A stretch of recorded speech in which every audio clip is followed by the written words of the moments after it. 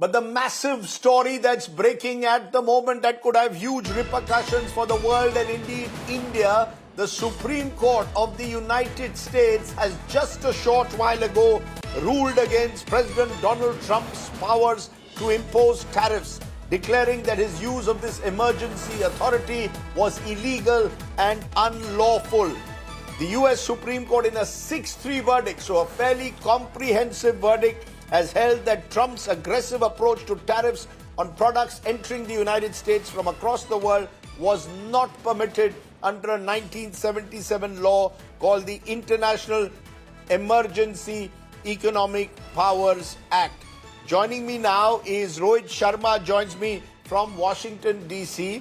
Anisha Mathur joins us here. She tracks the courts here. But I want to go to you, Rohit, first. This is a major setback to Donald Trump, who over the last 9 months has weaponized tariffs, including against India. What are Trump's options now that the court has ruled against him? Well, President Trump has two options, Rajdeep. I mean, this is definitely a major setback for the president, who actually wanted the Supreme Court to uphold his executive order, which they did not. It was kind of a given after we heard the arguments back in November. So I think President Trump was trying, and he knew that this could happen. We have Senator Lindsey Graham, who's championed a bill in the Congress, in the Senate, that has about 80 co-sponsors. So I think that would be his default option. Now Lindsey Graham in this case, could actually table that in Senate, get it passed, push it to House, and then make it legal. So that's number one. The other option that President Trump has is the Section 232 tariffs of the Trade Expansion Act. But this is limited in terms that he could only do this for 6 months. So we'll have to wait and watch what President Trump does. He was supposed to get into a meeting. He was supposed to actually do a press pool spray with governors. But as soon as the news broke out, everybody was ushered out of the room, the press, I mean. And I think the White House is currently huddling to see what would they do next. But this is definitely a major setback. And in terms of what impacts it would have on other countries, look, the countries that have already negotiated a trade agreement, including India, I don't think there would be any, repercussions or consequences of that. I think those deals will stay as it is. I don't think anybody would like to upset President Trump. The only, outlier is European Union, and they have not signed a deal with President Trump. And I think that would be another major setback if European Union wants to weaponize this and try to, do another set of negotiation based on this ruling. But what happens to the existing tariffs? For example, with India at the moment, the tariffs do still remain as we speak at 25%. There was, of course, the additional 25% tariff that he imposed on oil purchases from Russia. Does all that go as of tonight, or is that still on paper there until such time as the Senate decides next? What happens to actually, in legal terms, to the tariffs as we speak today? So technically, two things, Razi. First, yes, according to Supreme Court, the president did not have authority to do that. So yes, on paper, maybe they're not legal anymore, right? So there shouldn't be any. The other thing, and this gets really complicated here, is Supreme Court did not address the question that President Trump really wanted to have answered, which was, okay, you can turn it illegal if you think this is not right. But what about the money US has collected, the tariff money US has collected in the last 10 months or so? And they've left it out of the opinion. They have not ruled anything on that. And this is where I think it's going to get a little interesting. There are people who are trying to understand and decode what happens with that. But for now, in legal terms, they've vacated that, meaning essentially, there is not going to be any tariffs. They have not ruled on what happens as to with the tariffs in terms of, do they stay? Does President Trump come out and do another executive order? No, so do we go back? I think do we go back to? No, do we go back to pre-April 1, pre the so-called Liberation Day? Are tariffs back at those rates? According to this ruling, that is the assumption that this is where it stands. We'll have to wait and watch. I mean, it's a 170-page long opinion, Rajdeep. It's pretty complicated in that sense also. So we'll have to understand. But now, meaning from now on forward, what we can definitely say is President Trump cannot issue another set or slap more tariffs on anybody using an executive order. That is there. Now, what happens previously? Do we go back to before April 1st? I think we'll have to wait and read and understand and break it down from the very, very interesting language that the Supreme Court has used in its 170-page opinion. I want to go to Anisha Mathur also. Anisha, have you looked at this tariff law and the way it operates? If this is a 6-3 verdict, the key question is whether it has any retrospective effect in terms of the tariffs that existed between April and February. Do we go back to a pre-April situation? Donald Trump could technically go to the Senate and try and push these tariffs through the Senate now.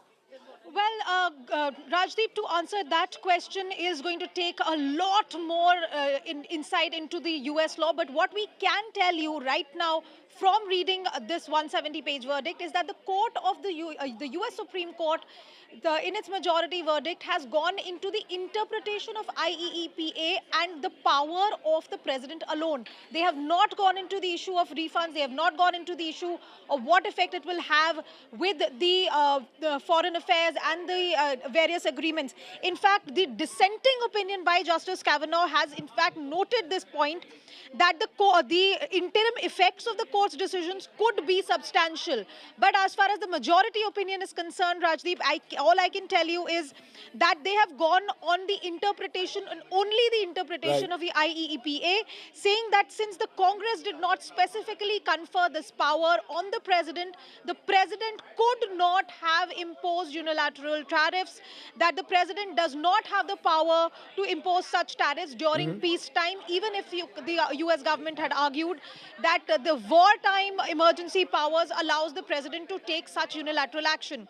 So as our colleague was also saying, Rajdeep, we'll have to see how this pans out in the next few days, because the question of whether the tariffs already collected would have to be refunded, what impact it will have on the foreign affairs, what impact it will have on the agreements that the US government has inked with various governments, including our government. All of that we'll have to wait and see what the next step is, because this is something that the dissenting opinion has flagged, that it could have a cascading effect. I just want to I want to go now to guests who are joining me from New York and Washington. Leigh Locker is joining me from Washington, D.C. Daniel Block, Senior Editor Foreign Affairs, is joining me from New York. Daniel, we've had you before on the show, and it appears at the moment that with these tariffs being ruled illegal, what are Donald Trump's options now? There are lots of questions over what happens to the existing tariff structure that he's put in place. Does that go away overnight, or can he go to the Senate? Well, I think there's a few things that Trump can try to do and probably will do. It's worth saying that none of them are going to be easy or clean replacements for the tariffs. He can try and go to Congress, to the Senate and the House. I think he's going to have a tremendous amount of trouble. In fact, I'm confident saying he will not be able to replicate this tariff regime by going through Congress. There's too much opposition there. The process would be too legislatively difficult. Maybe they will sign off on some tariffs on some countries, but the broad sweeping tariffs that he implemented through this law, he will not be able to get anything like that through Congress. Now, there are other acts that the White House thinks it can use to recreate some of these tariffs. So they may try and unilaterally recreate this tariff regime under other authorities, but it's really unclear whether they'll be able to do that as well. I mean, there's a reason they went to this law first, to try and create their sweeping tariff regime. They don't see the other laws as providing the same degree of flexibility, and they could do that, and the Supreme Court could again strike it down. In fact, I wouldn't be surprised if we wind up seeing a kind of cat and mouse game where the White House tries going to other laws in order to impose tariffs on various countries, and then the Supreme Court again steps in and says no. That said, again, I think they will struggle to recreate this tariff regime. It's a huge loss. And of note, it's really the first time that we've seen this Supreme Court, which has been generally quite friendly to Trump, step in and say, this is something that you can't do. This is an instance where you've gone beyond your powers and beyond your authority. Very, very interesting. Leigh Locker joining me from Washington, D.C. Has America been caught a bit by surprise? There are those who tell me, why did it take so long for the courts to decide on it? Others who are saying better late than never. What's the general mood or sense that you think how will Washington see this, particularly the U.S. Congress? Well, Congress now has no incentive to support any kind of tariff that Trump tries to ram through. The court has ruled. People have been waiting for this for months, for the court issue its opinion. They assumed that it was going to be the tariffs were going to be thrown out, even with the 6-3, Republican appointed majority, and three of these justices being Trump appointees. People assume that just on the face of it, these things were illegal, and that has been proven true. Plus, we had economic growth numbers come out. The economy only grew 2.2% in 2025, in large part because of tariffs. So why would you want to support something that's proven to be a downer in terms of economic growth? And Trump has been weakening politically, over the last few months. We saw it in the November elections where Democrats won by wide margins. We're seeing it in special elections. There's not a lot of people who want to go out on a limb for Donald Trump right now. And the fact that there's a 6-3 majority against him on the tariffs is very telling, since he stacked this court with three of his own people, and two of them, Neil Gorsuch and Amy Coney Barrett, ruled against him. So, but is he still spoiling for a fight? I mean, it's ironic that all of this is coming where all the attention in the last few days has been about U.S. Preparing possibly to strike at Iran. Along comes a strike now from the Supreme Court aimed at Donald Trump. Is he spoiling for a fight? Will he look for a weapon of mass distraction, possibly Iran? Or do you believe that at the moment, do you think he can really confront the Supreme Court? He'll try. He's always spoiling for a fight. Haven't you been paying attention for the last 10 years? That's how he operates. He's always looking for a fight. I mean, I wouldn't be surprised if planes were in the air over Iran right now because of this. You have the Epstein files with all that. You have this bogus board of peace in which he's shaking down foreign countries for money to do something in Gaza, which may never happen. Remember, this is a guy who is a 34-time convicted felon, okay? He lies as routinely as he breathes. He's crazy. He falls asleep. What do you expect from him? I mean, so there's not going to be a normal reaction. It's not like, oh, George W. Bush or George H.W. Bush or Ronald Reagan would get a ruling like this and say, what is the prudent thing to do? It's not how he operates. So we're not going to see something that makes sense. He's going to lash out against people, probably put some crazy social post on at 1 a.m. saying he's going to do something. I mean, it's anyone's guess. The one thing that I wouldn't do if I'm another country is rush to the negotiating table to deal with him on trade. You already know that the court says what he's doing is illegal. That's the question. Geeta Mohan, our diplomatic affairs editor, joins us. Geeta, presumably the Ministry of External Affairs and Ministry of Commerce may well heave a sigh of relief at one level, but it also leads to uncertainty now over what happens next. The trade deal hasn't been signed. Trade negotiators are there in Washington, and lo and behold, suddenly tariffs are no longer on the table. So there is an element of uncertainty that will once again crop up. And who knows, as Ray just suggested, what Donald Trump does next? Well, Rajdeep, I agree with Daniel and Ray completely in terms of the fact that they use IEEPA first, because that was maybe the only big option that they had in order to carry out the tariffs or weaponizing the tariffs in the manner in which Trump administration did. Having said that, we first have to wait to see, like Daniel said, there are other options that Trump administration will explore. It might go to court again, but it's again a very long, tedious process.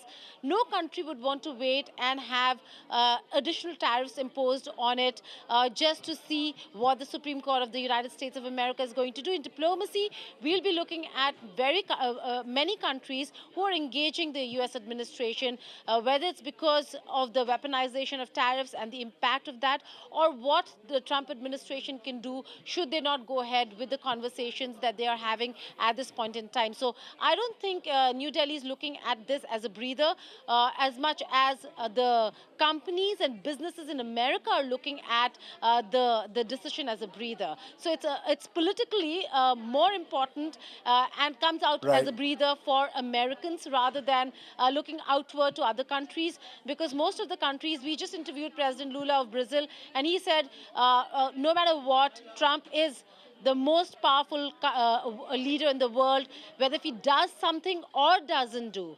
And he's headed to Washington, D.C., despite the kind of acrimonious relationship the two leaders have had. Prime Minister Modi and President Trump have engaged as well. So most countries are going to look at trade as a bilateral issue, and that will have to be dealt with bilaterally. That's the sense I get. This is a setback for Trump, but it's a domestic setback more Right. than anything else at this point in time. Daniel, do you agree with that, that it's a domestic setback? Because lots of countries have been pushing in because of the weaponization of tariffs to sign bilateral trade deals. Some signed, for example, India's with the EU. But the question is, what happens to deals which are still in the making, like India and the United States? We don't know about that. Do you believe that the uncertainty will remain until we know what Donald Trump wants to do next? Because he likes to be in the headlines. He's determined in a way to almost spoil for a fight in some form or the other.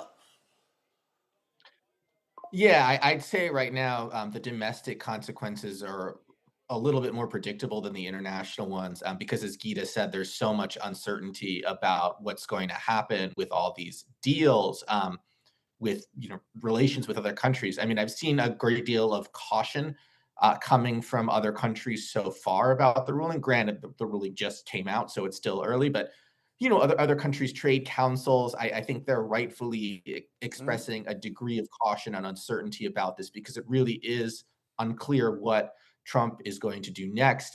I do not think he is going to go gently on this issue. That's just not his style. That's now how he operates. I do think that there's probably a good deal of celebration happening in some foreign capitals, and rightfully so. But domestically, yeah, it's clear in that it's a huge domestic defeat for Trump.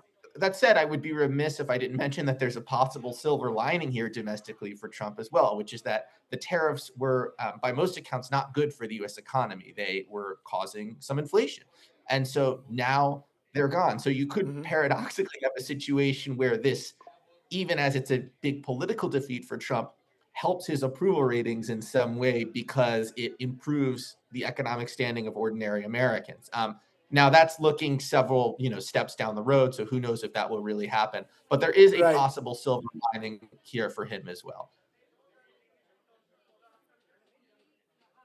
What we're seeing is US stocks are already up, and there's a sense that they could have a very strong recovery, particularly those stocks which were hit by the uncertainty that the tariff regime provoked. A final word from you, Ray. It's impossible to crystal gaze with Donald Trump. You just don't know what will happen next. But do you see him, as I said at the outset, doing something dramatic to shift attention from this domestic loss of sorts or a loss of face? Oh, yeah. I mean, I don't know what it could be, but that's how he operates. And I don't even know if he does that consciously. I think he just goes from one thing to another because that's just the way he thinks. So it could be anything. I wouldn't be resting easily if I was in Tehran right now because he might want to do something big there. He's been steadily inching toward that, moving ships closer and closer in the Persian Gulf. So maybe we see something there, or maybe we don't see anything. It's just hard to say.